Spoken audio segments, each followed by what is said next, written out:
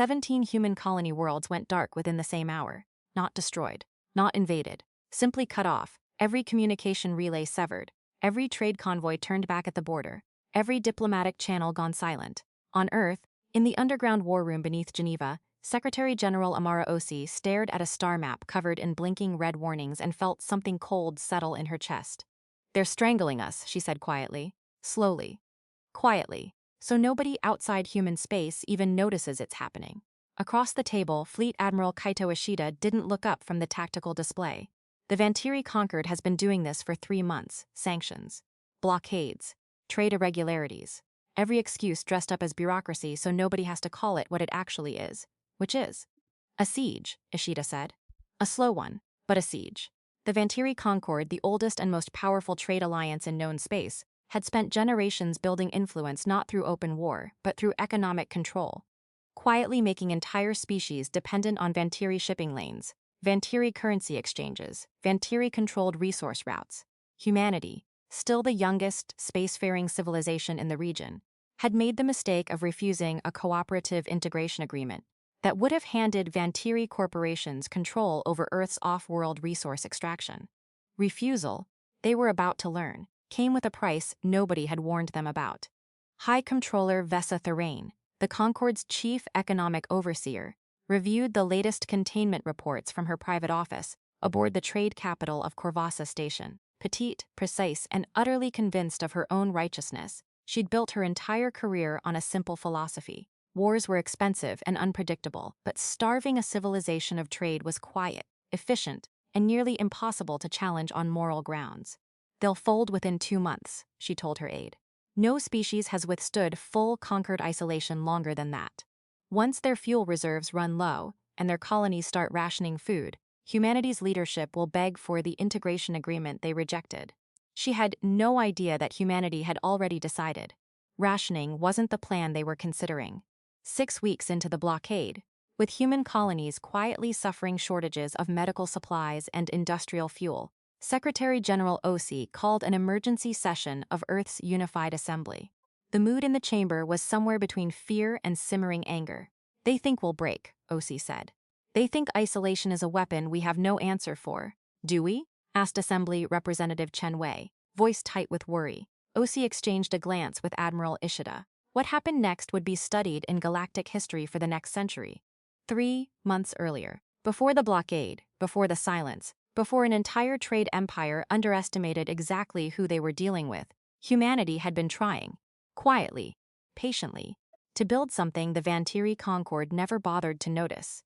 Dr. Malik Fenwick, head of Earth's Independent Systems Initiative, had spent 4 years arguing for a project most of Earth's leadership considered unnecessary: full technological and resource independence from every existing trade network in known space. "We're building our entire future on relationships with civilizations who don't actually see us as equals," Fenwick warned the Unified Assembly during an early budget hearing. "The Vantiri Concord doesn't need weapons to control us. They just need us dependent." Most representatives had dismissed the proposal as expensive paranoia. Building independent fuel refineries, agricultural domes, and manufacturing hubs across every human colony would cost more than Earth's entire annual defense budget. But Fenwick found an unlikely ally in Admiral Ishida, who understood something the economists in the room didn't. "Every war I've ever studied," Ishida said quietly during a private meeting, "the side that loses is usually the side that can be cut off from what keeps them alive. Malik isn't asking us to prepare for a war. He's asking us to make sure nobody can ever force one on us through starvation instead." That single conversation quietly redirected the next 3 years of human industrial policy, and nobody outside a small circle knew just how far along the project had come. By the time the Vantiri Concord's blockade began, humanity's primitive colonies had already spent 2 years quietly coming online with independent fuel synthesis, closed-loop agricultural systems, and localized manufacturing that required no external trade routes at all. High Comptroller Therain's economic models had never accounted for a civilization that no longer needed her permission to survive. 2 months into the blockade, the exact point Therain's projections predicted humanity would surrender, the Vantiri Concord received something they hadn't expected at all. A formal message from Earth, broadcast across every diplomatic channel to known space publicly and unmistakably. Secretary General Osi stood before the cameras, calm and unshaken. For 3 months, the Vantiri Concord has attempted to control humanity through isolation, believing that cutting off our trade routes would force our surrender, she said. We want to be clear about something, to the conquered and to every civilization watching. Humanity is not surrendering. Humanity has already stopped needing what you tried to take away. Sensor data accompanying the broadcast showed something that sent shockwaves through Concord leadership.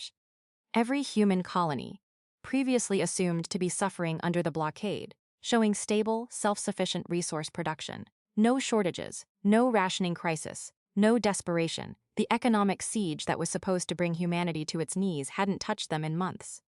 That's impossible, Thorane said, staring at the report in her office. Our intelligence confirmed shortages just 6 weeks ago. Her aide hesitated. Comptroller, I believe those shortages were real. I believe they simply stopped being a problem before we noticed. Thorane's entire strategy had been built on economic patience. Humanity had just demonstrated they had more patience and a better plan. Osi's broadcast continued, her tone shifting from calm explanation to something firmer. But independence isn't the same as isolation, and we don't want that either. So here's what has happened now. Effective immediately, humanity is opening new trade agreements. Not with the Vantiri Concord, but directly with every species the Concord has spent generations keeping dependent on their shipping lanes. Fair terms, transparent pricing, no hidden strings. That single sentence would unravel a trade empire built over 3 centuries. Within days, smaller alien systems long trapped under unfavorable Vantiri trade agreements began quietly reaching out to Earth's diplomatic corps. Species who'd never had another option, suddenly presented with one. The Threll Miners Guild, tired of decades of unfair resource pricing, signed the first independent agreement within a week. The Karasi Agricultural Collective followed shortly after. High Comptroller Thorane watched her carefully built economic empire begin cracking at its foundations. Alliance by alliance, as smaller powers who'd never dared challenge the Concord suddenly had somewhere else to turn. Send a formal delegation to Earth. She finally ordered her staff, pride giving way to necessity. Immediately.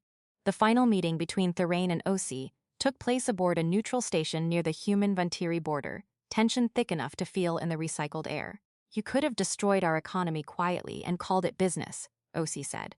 Instead, you tried to starve 17 worlds of medical supplies and fuel. That wasn't strategy, Comptroller. That was cruelty wearing a professional's mask. Thorane's composure finally cracked, just slightly. We built our entire civilization on control of trade routes. It's how we've avoided war for 3 centuries. No, Osi said. It's how you avoided ever having to treat anyone as an equal. There's a difference, and today, the rest of the galaxy is starting to see it, too. Thorane was quiet for a long moment. What do you want from us? Fair terms, Osi said simply. For us and for everyone else you've kept dependent all these years. Or, we continue building alternatives until nobody needs the Concord's permission for anything at all. The comptroller, who once believed isolation was an unbeatable weapon, finally understood. She was negotiating from a position of weakness for the first time in her career. The revised trade agreement signed in the following months didn't just protect humanity's colonies. They reshaped the economic balance of an entire region of space, giving smaller civilizations options they'd never had before, and forcing even the mighty Vantiri Concord to finally treat its neighbors as partners instead of dependents. Dr. Fenwick, watching the historic signing from Earth's mission control, allowed himself a rare, tired smile. 4 years of people calling this a waste of resources, he murmured to Admiral Ishida. Ishida placed a hand on his shoulder. 4 years of quiet work is exactly why nobody could break us when it mattered. Secretary General Osi's closing statement to the Unified Assembly that evening was brief, but it was the line that history would remember. They thought silence would make us desperate. Instead, it made us free, and a species that no longer needs permission to survive is a species the galaxy will never again try to starve into submission.